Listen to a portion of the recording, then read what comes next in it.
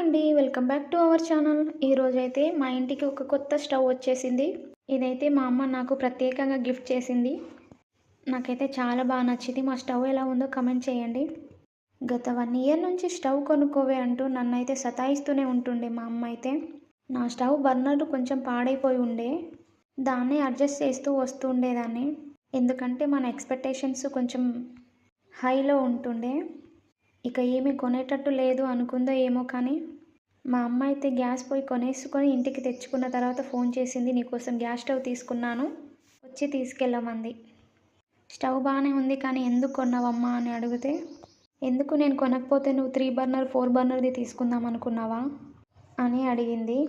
అవును అనేసరికి నువ్వు అలా తీసుకుంటావని నీకోసం ఈ పొయ్యిని నేను తీసుకున్నాను అంది. ఎందుకు అలా చేసావంటే, 3 బర్నర్ 4 బర్నర్ స్టవ్లు ఒక బర్నర్ని వెలిగిస్తే ఇంకో బర్నర్ వెలుగుతుందంట. అసలే చిన్నపిల్లలు ఉన్నారు ఇంట్లో, అందుకనే ఈ పొయ్యి నీకోసం తీసుకున్నాను అనేసింది. ఇక ఏం చేస్తాం, తీసుకొచ్చేసాను. ఎంతైనా అమ్మలందరూ బిడ్డల క్షేమం గురించి ఆలోచిస్తారు కదండి. మీ అమ్మలు కూడా ఇలాగే అయితే కమెంట్ చేయండి. ఇక కొత్త స్టవ్ని రిబ్బన్ కటింగ్ చేసి పాలు పొంగించేసి నేను మా ఆయన అయితే ఇలాగ కాఫీ కలుపుకున్నాము. మా వీడియో కానీ మా అమ్మ ఆలోచన కానీ నచ్చితే కమెంట్ చేయండి, లైక్ చేయండి. Thank you for watching.